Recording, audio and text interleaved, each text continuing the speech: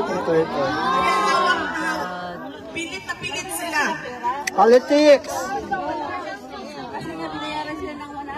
Na hawakan yung kaso. Kahit na sabi ko, sino ba ang witness nyo? Isang tao na convicted ng perjury at isang tao na sinabing may sayad talaga.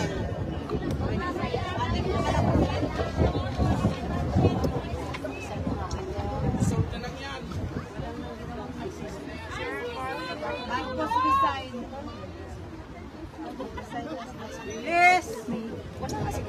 Hindi nila pwedeng gawin yan sa isang Pilipino, ma'am, na gustong bumalik sa kanyang bansa.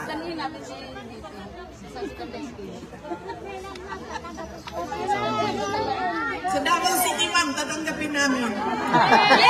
Yes! Sa Mindanao! Ang gusto talaga ni dating Pangulong Rodrigo Duterte, lagi niya sinasabi, 80 years old na ako, ilang taon na lang nag-iwan sa buhay ko. Gusto ko lang umuwi para mamatay sa Pilipinas. Yan ang paulit-ulit na sinasabi niya. Kaya sinasabi ko rin sa kanya na huwag ka muna mamatay dahil wala ka pa sa Pilipinas. Tama. Diba, ma'am? Yes, ma'am.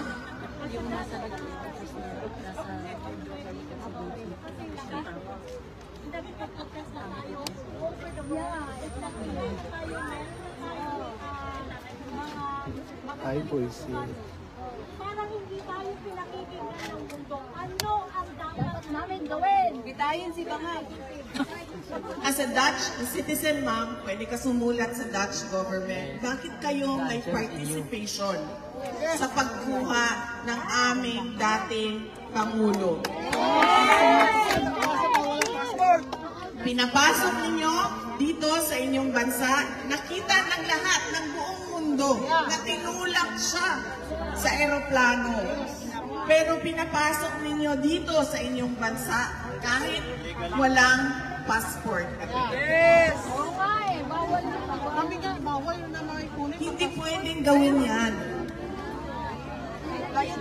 Pero lahat sila tahimik. Pag ikaw na ang presidente, VP,